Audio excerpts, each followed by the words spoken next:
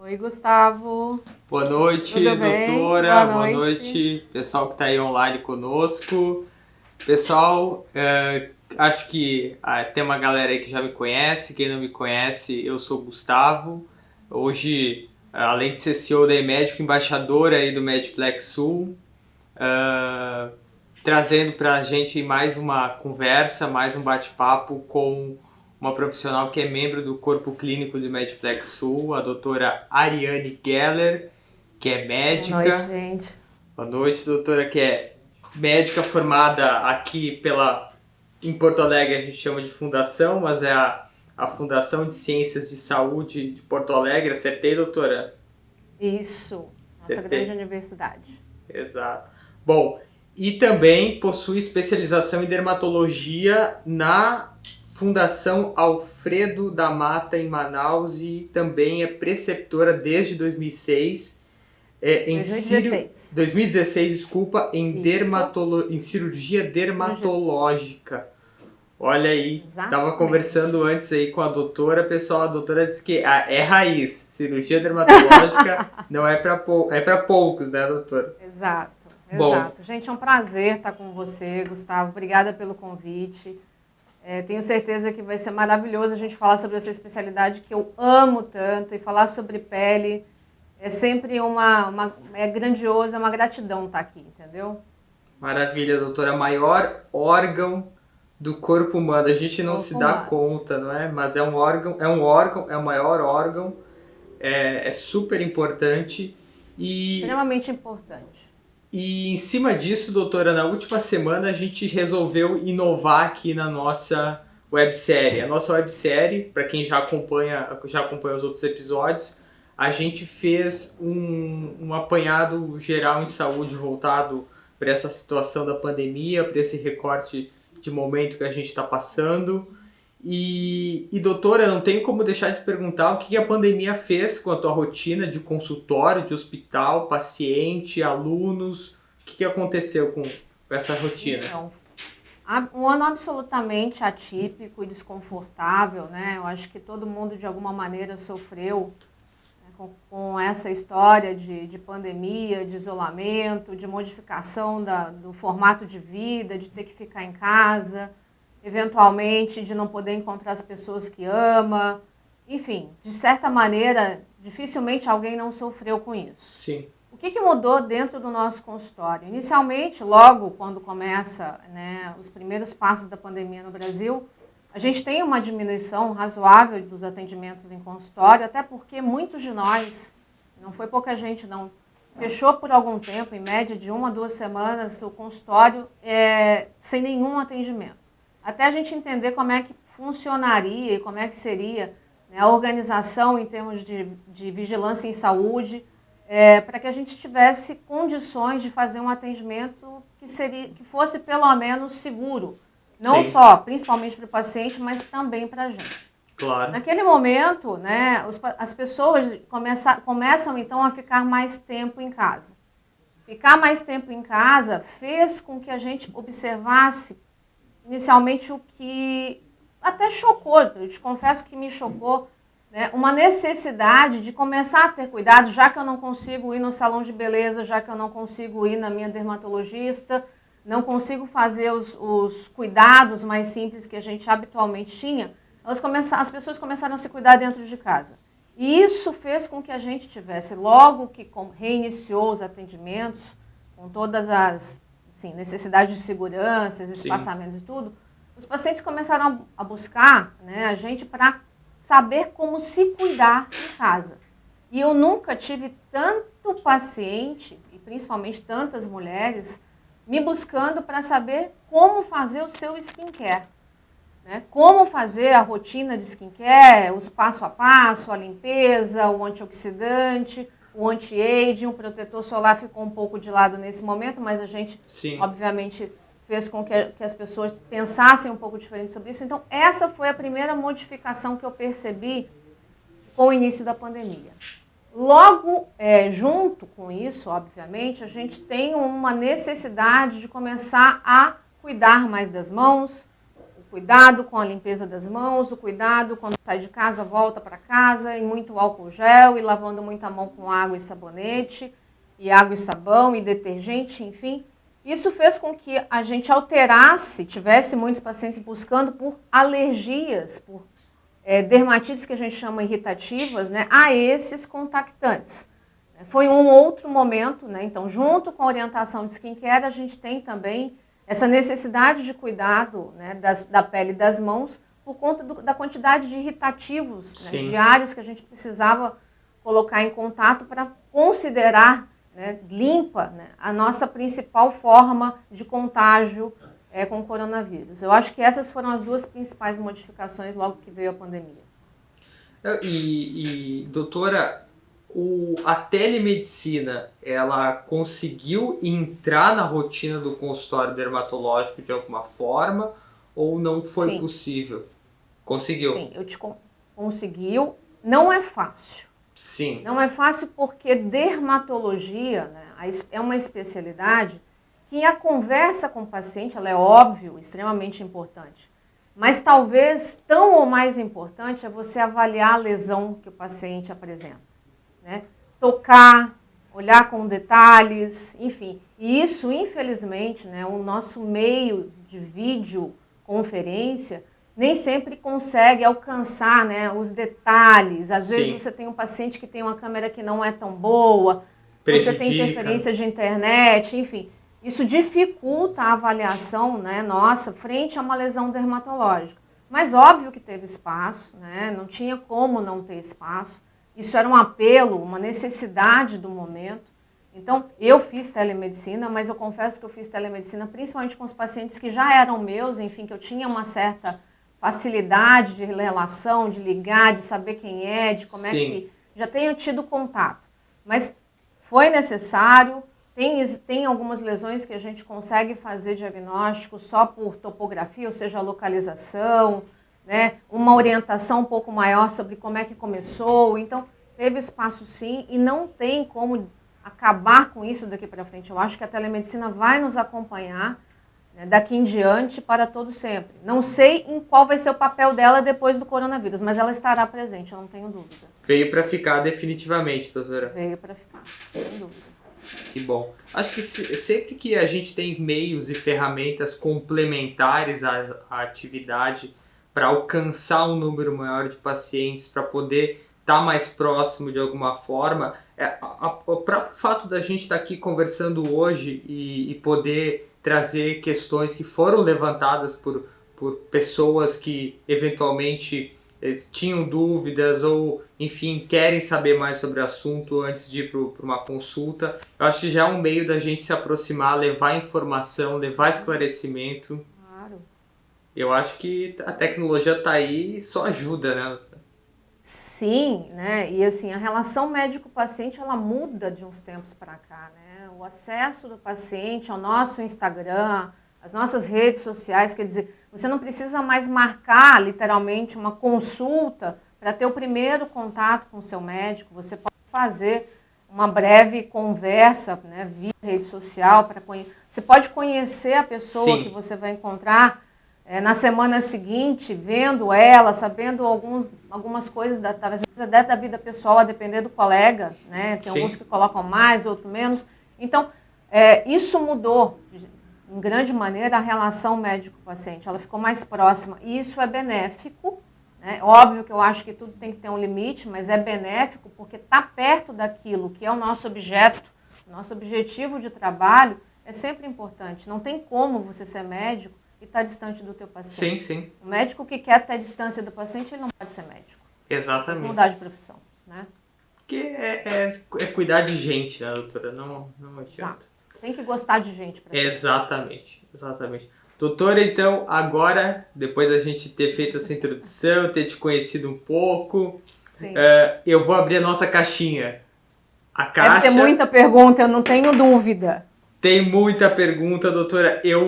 Imagino. Eu vou dar uma selecionada, obviamente, porque às vezes a gente, com uma pergunta, acaba conseguindo responder mais a outros questionamentos. Mas eu vou começar pela primeira. que a gente recebeu hoje à tarde. Cuidados com a pele na menopausa, doutora. Então, isso é um assunto assim que, nossa... Para um próximo capítulo inteiro, né? Mas, e o nosso resuminho? Então, vamos lá, né? A mulher, conforme ela alcança a maturidade, ela acaba perdendo o seu principal hormônio. Né? E a falta desse hormônio traz muitos malefícios para a gente, né? Enfim, sendo mulher, isso é muito mais fácil de entender. Olha só, uma das coisas que a gente observa inicialmente é o ressecamento de todo o tegumento, toda a pele. Né? Ressecamento do cabelo, ressecamento da pele como um todo, das mucosas, ressecamento das unhas. E quando a gente fala de mucosa, tem que lembrar que, enfim, a mulher perde, né, a lubrificação, inclusive da região genital. Enfim, muda tudo. Ela muda de configuração nesse momento. E ela passa por abalos, óbvio que esses nem sempre são maiores, que são abalos emocionais, porque ela tem num processo de climatério, essas modificações hormonais acabam provocando uma alteração, né, de humor, né, hora irritada, hora chorosa, hora pegando fogo com os fogachos, enfim. Tudo isso faz com que a gente tenha alterações, muitas alterações no organismo como um todo. E a pele não ficaria fora disso. Além do ressecamento, perdendo esse hormônio, a gente acaba tendo um envelhecimento, já aí de origem mais intrínseca, que se acelera. Você perde mais colágeno, ele já está perdendo desde os 30 anos, e depois ele entra ladeira abaixo, né, da menopausa. Você perde e com isso perde a sustentação, você perde, né, um pouco da função hormonal das suas glândulas, perdendo lubrificação e aí ressecando a pele. Você fica, né, com a pele mais frágil conforme vai crescendo a idade, porque a pele vai afinando na sua espessura. Então, assim, a pele, e eu sempre falo isso, ela é um termômetro do que acontece no organismo como um todo. Você não tem como não expressar tudo o que está passando aqui dentro, né, sem deixar que a pele mostre isso de alguma maneira. Então, realmente, as mulheres sofrem muito na menopausa e devem procurar um dermatologista para ter uma orientação nesse período. A gente tem como contribuir para melhorar tanto os sintomas que são mais clínicos, quanto aqueles, né, por conta da perda de alguns conteúdos da nossa pele, que vão fazendo um envelhecimento mais rápido. Então, a gente tem como melhorar tanto as questões de hidratação, quanto também o embelezamento dessa mulher, para que ela não sofra tanto, né, no processo de envelhecimento. Doutora, me parece, então, que é uma situação sistêmica, obviamente, mas que a dermatologia consegue atenuar e reverter esse processo de uma forma bem... Com certeza. Aliás, a dermatologia, acho que nos últimos 10 anos, contribuiu enormemente para esse conceito de melhoria, né, de pele, de sustentação de pele, com procedimentos cada vez menos invasivos. Então, a gente consegue alcançar resultados excelentes em melhoria de flacidez cutânea, de qualidade de pele, com o arsenal que a gente tem hoje no mercado, né? Sejam os injetores, os injetáveis, perdão, mas também, né, com tratamentos específicos, tratamentos mesmo, não só cosméticos, tratamentos que podem assegurar a melhoria da qualidade da pele a longo prazo. Então, tem sim como envelhecer na sua melhor versão, de acordo com a idade que você tem. É possível. Isso é primordial. Doutora, tem uma pergunta que eu não sei se ela tem uma relação muito direta, mas eu achei ela uma pergunta interessante para a gente explorar, que é a relação do intestino com a pele. Interessante, hein? Sim. Isso é abordado, por exemplo, numa consulta, a doutora chega a falar, perguntar como é que é, se a pessoa tem um intestino regular ou... Na verdade, Gustavo, é assim, olha, a gente conhece hoje, cada dia que passa, né, isso vai ficar cada vez mais interessante, cada vez mais abordado em relação à microbiota intestinal e os efeitos das quantidades de bactérias que nós temos, né, Nós temos uma infinidade de bactérias, inclusive quando a gente trabalha a microbiota, na verdade o ser humano, ele vive dentro de bactérias. Não são as bactérias que vivem na gente, é a gente que vive com elas, porque elas são a maioria. E essas alterações, né, de quantidades e qualidades de bactérias no nosso intestino, elas podem interferir enormemente em vários órgãos nossos, inclusive a pele. A gente tem estudos hoje trabalhando microbiota intestinal com dermatite atópica, microbiota intestinal com psoríase, microbiota intestinal com várias doenças crônicas de pele. Então a gente já sabe que sim, as modificações da qualidade, ou seja, dos tipos de bactéria e nas quantidades de alguns tipos de bactérias, elas podem interferir em processos inflamatórios na pele. Mas não só na pele, em diversos órgãos. Inclusive hoje fala-se que o intestino é o nosso segundo cérebro. Tá? Que ele manda tanto no nosso organismo quanto o nosso sistema nervoso central, que teoricamente seria o mandatório principal, né, do nosso organismo. Então, sim, intestino e pele tem muito a ver, mas não é só constipação, não. É principalmente em relação a essas quantidades e qualidades de bactérias que a gente vive nelas, né, melhor dizendo. Sim, é uma relação muito mais de amor do que de ódio, né? E deve ser vista dessa maneira. E é por isso que tem muita gente que hoje advoga contra o uso, né, indiscriminado de antibióticos. Porque quando a gente faz isso, a gente acaba matando, selecionando algumas delas.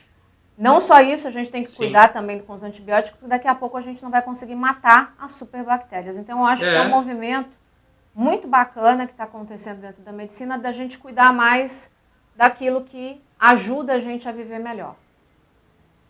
Exatamente.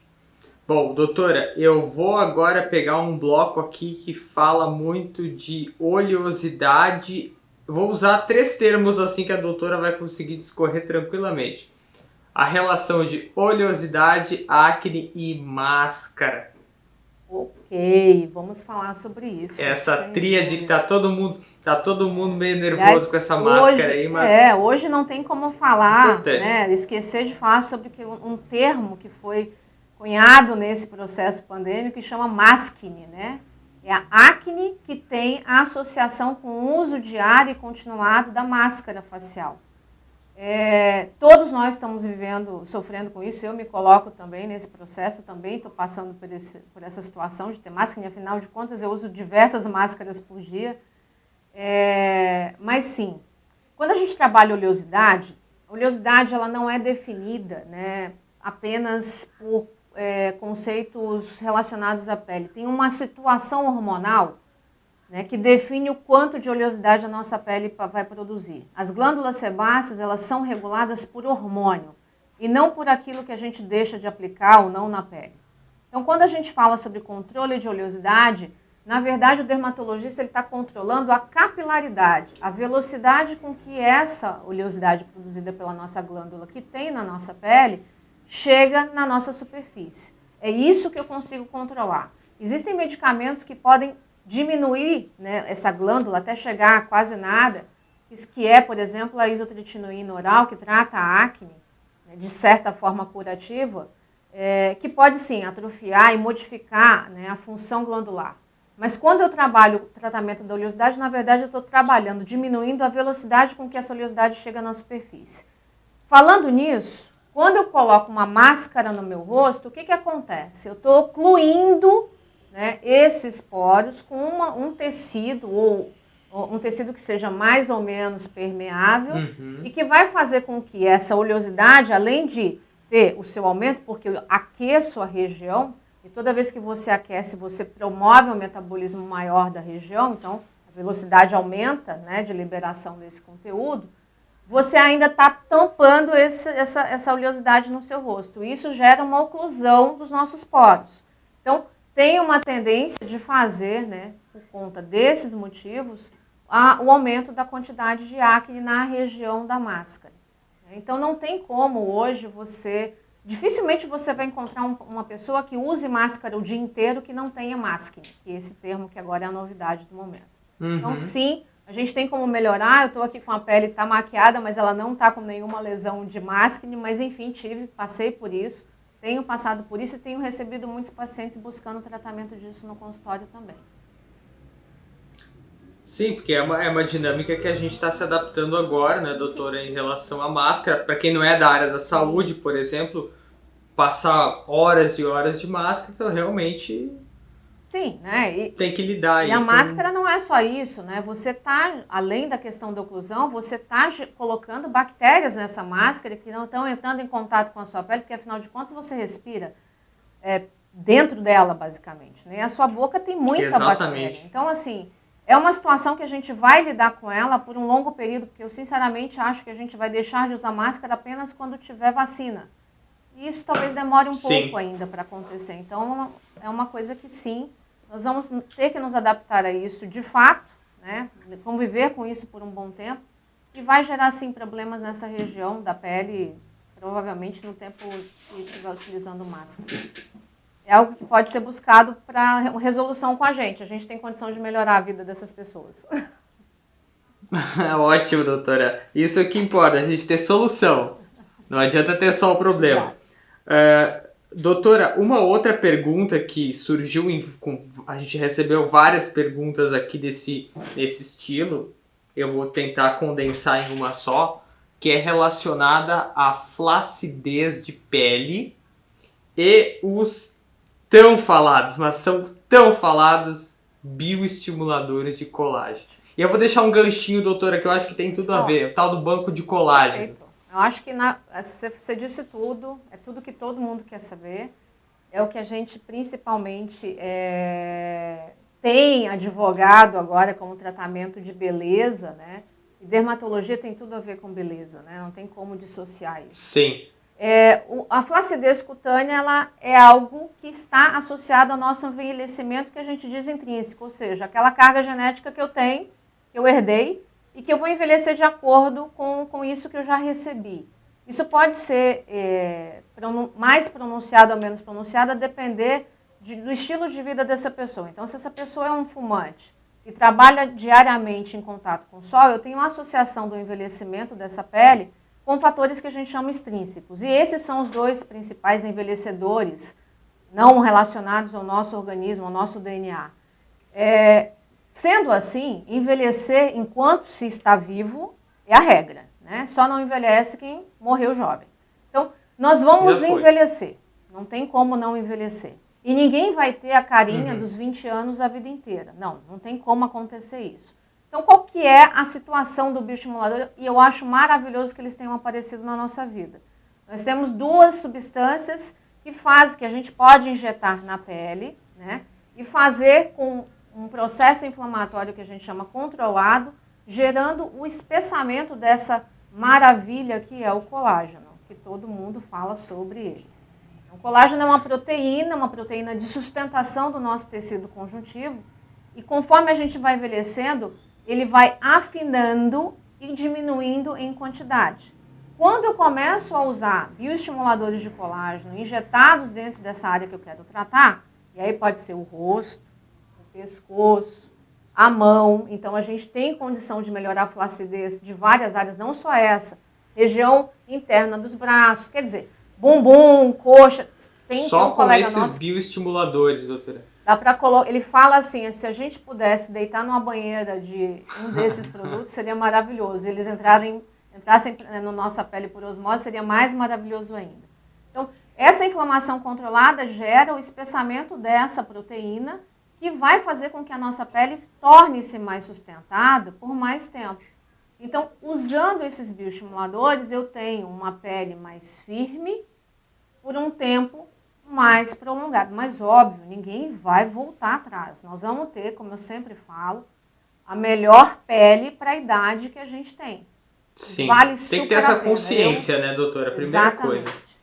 Envelhecer faz parte da vida. Né? Isso está dentro do jogo. Mas a gente pode envelhecer de uma maneira mais bonita, digamos assim.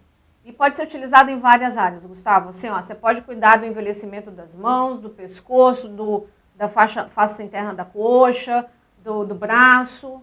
Né? É um investimento, para quem pode, vale super a pena.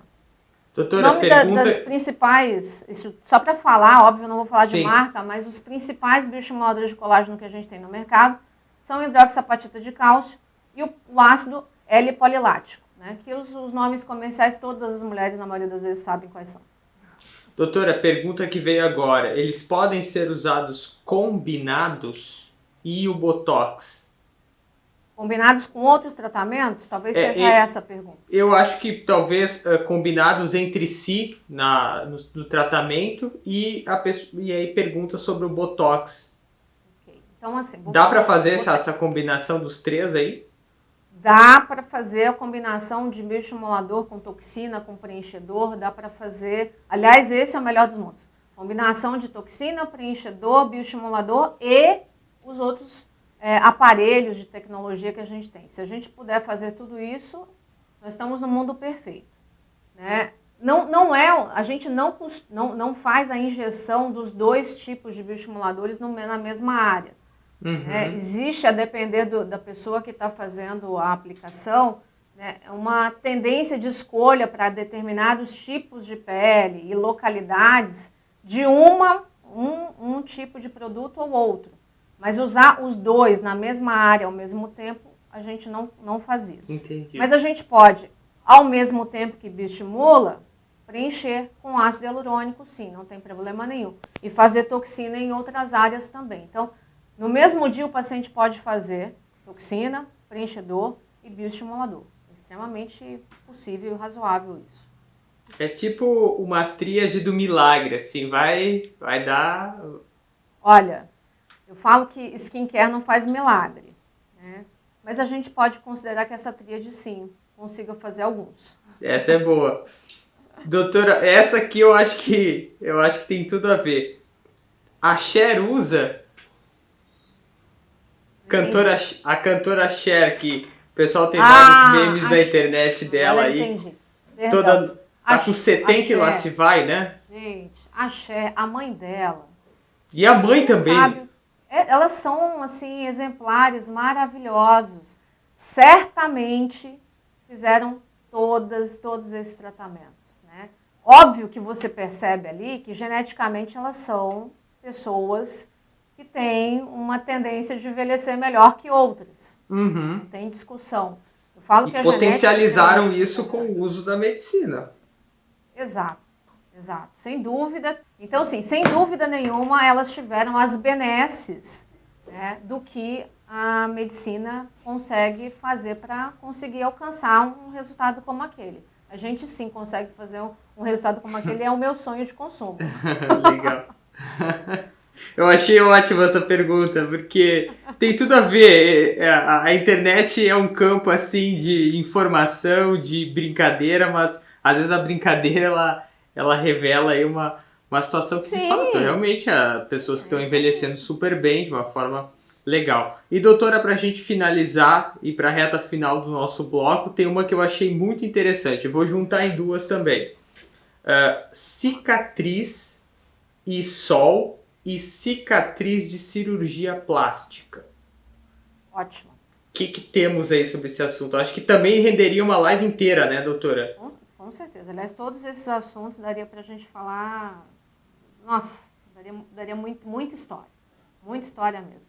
Bom, cicatriz e sol, né? Quando a gente está fazendo qualquer inflamação na pele, né, e a cicatriz, ela tem associada a ela, atrelada a ela um dano, uma injúria, seja ela cirúrgica ou por algum machucado que você fez em qualquer área do corpo, você tem uma inflamação naquele local. Tendo uma inflamação naquele local, ao expor essa inflamação ao sol, eu tenho maior chance de pigmentar essa região. Isso, óbvio, não é para toda a população. Tem pessoas que vão sofrer mais com isso que outras. As pessoas que têm um fototipo, que a gente chama um tom de pele mais moreno, mais indo para o negro, para o preto, a gente vai ter uma tendência de fazer maior, que a gente chama hipercromia, quer dizer, pigmentar mais a região que foi inflamada. Isso é algo que é esperado, inclusive algo usado para a gente quando a gente orienta um tratamento para um paciente, para a gente já saber qual que vai ser a reação dessa pele, né, no decorrer do processo de cicatrização. Então, acho que essa aí responde à pergunta que foi feita em relação ao sol e cicatriz. Cicatriz de cirurgia plástica, ela merece nossa atenção. E nós temos muitos tratamentos hoje para melhorar o resultado cirúrgico de uma injúria tecidual, de uma injúria da pele provocada pela plástica. Afinal de contas, apesar da população de maneira geral acreditar que cirurgia plástica não deixa cicatriz, ela deixa. Não existe como fazer uma cirurgia sem cicatriz. A gente pode até tentar fazer o melhor cicatriz possível, com técnica, né, do ponto de vista cirúrgico, a melhor possível, mas nunca um paciente vai depender só da técnica do cirurgião, do quanto ele sabe dar ponto, o melhor ponto possível. Por quê? O paciente ele pode ter uma cicatrização ruim dele, né? Carregar geneticamente uma cicatriz que não é uma cicatriz das melhores. E a gente pode interferir nesse processo quando a gente sabe, principalmente, que esse paciente tem essa alteração cicatricial, de antemão, tratando com silicones, comprimindo a região. Podemos fazer toxina botulínica no local da cirurgia, logo que a gente retira os pontos. Podemos tratar a hipercromia, que é a pigmentação. Interessante, hein? Sim. A toxina botulínica, ela paralisa um pouco, né, da neovascularização e de algumas liberações de processos inflamatórios ali, que fazem com que a cicatriz ela fique um pouco mais delgada, mais afinada. Então, a gente tem resultados em estudos já bem consolidados de que toxina botulínica melhora, assim, esse processo de gerar cicatriz, que são cicatrizes mais feias. Então, podemos fazer isso. Se a cicatriz está pigmentando, a gente tem como clarear com algumas tecnologias. Se a cicatriz está ficando alta, a gente tem como afinar com alguns produtos que são injetados na cicatriz. Então, depois que você faz um tratamento cirúrgico, se você deseja um resultado estético o mais interessante possível dessa cicatriz, é bacana, assim, procurar o seu dermatologista, porque a gente tem condição de melhorar esse processo, sem dúvida. Excelente, doutora, porque eu acho que todo mundo que faz uma cirurgia plástica, na verdade, quer um resultado estético. Sim, ele busca isso, né? O melhor possível, e isso inclui também essa questão da cicatriz, porque muitas vezes uma cirurgia como uma abdominoplastia, cirurgias desse porte, cicatriz, vão deixar uma cicatriz. É a balança. Isso. Vão deixar uma cicatriz. Você tem que fazer. Até às vezes longa, né? Ela pode ir de um lado do abdômen ao outro. Então, sim, tem como a gente conseguir melhorar o resultado estético dessa cicatriz. É só em seguida. Isso o colega cirurgião plástico, apesar dele não entender tanto, né, desses processos da pele, né, mas eles têm noção de cicatrização, assim, gigantesca. Então, tem condição dele mesmo fazer isso ou encaminhar para um de nós para que a gente siga o tratamento desse paciente. Maravilha. Doutora, deu para a gente responder aí algumas perguntas. Ficaram várias perguntas aqui. Quem sabe pessoal, você me passa e depois eu vou publicando durante o decorrer do... Exatamente. Esse gancho aí que eu ia trazer, doutora. A doutora vai responder essas perguntas em seguida, com uma atenção a todos. Acho aí, doutora, que a gente ficou com vários ganchos para um capítulo 2, 3, enfim. Eu acho que são assuntos bem interessantes para a gente explorar mais e desenvolver aí, então, trazer... Vamos pensar sobre isso, Gustavo. Vamos fazer o capítulo 2, 3, 4, 5, várias lives falando sobre cada um desses itens. Exatamente. Tenho certeza que vai render muita pergunta aí. Joia. Doutora, muito obrigado pela presença hoje. Conversa assim muito bacana. Eu acho que deu para tirar várias dúvidas, ficaram algumas que vão ser respondidas. E pessoal que acompanha aí nossa websérie, a próxima live vai ser com o Dr. Hernani, que também é membro do Corpo Clínico do Medplex Sul, é ortopedista, especialista em coluna e dor, e também desenvolve aí vários estudos bem interessantes no Medplex Sul e no Hospital Blanc, que fica no complexo, em relação à dor e coluna. Então aí fica o gancho para a próxima. Anota aí, gente. Doutora, está convidadíssima a assistir aí. Vai ser no dia 15, às 20 horas. Maravilha. Então, obrigado, doutora. Boa Até a noite próxima. a todos. Obrigada por você ter me convidado mais uma vez. Adorei. Quem sabe a gente faz de novo. Eu também. Com Tá certeza. joia. Tchau, tchau. Tchau, querida.